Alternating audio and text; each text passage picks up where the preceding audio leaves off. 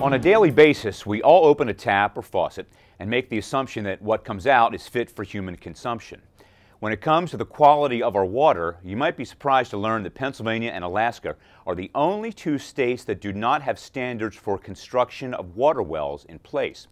State Representative Ron Miller chairs the House Environmental Resources and Energy Committee and is hoping to do something about that. Representative, those of us who often refer to it as city water might be surprised to learn that there are is still a significant amount of people in Pennsylvania that rely on well water.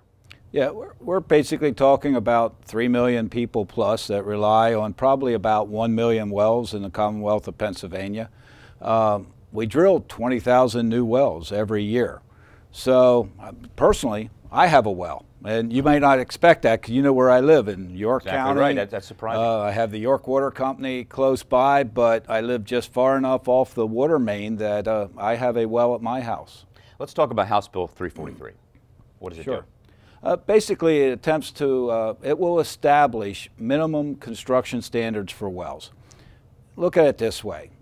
When you drill a hole into the earth, you are basically establishing a conduit into the aquifer, the water supply.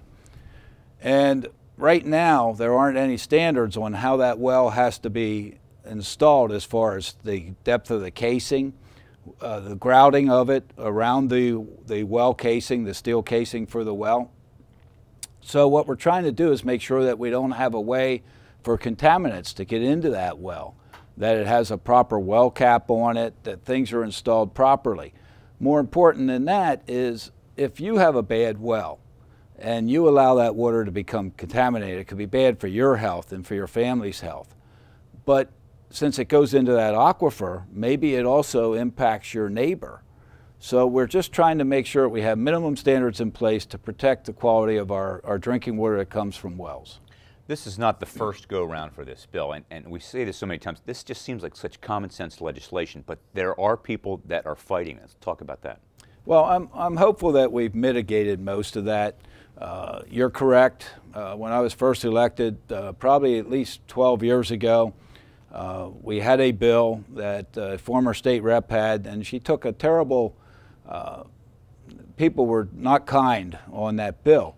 Now, a lot of things have happened over the years. We've had 2 studies that show the importance of that. Basically, the Marcellus Shale study recommended that we needed standards for water wells to help minimize the potential impacts between a person's water well and any possible other type of drilling that could go on in the area. The other thing is we did a state water resources study. And part of that study came back and recommended that we have these minimum standards.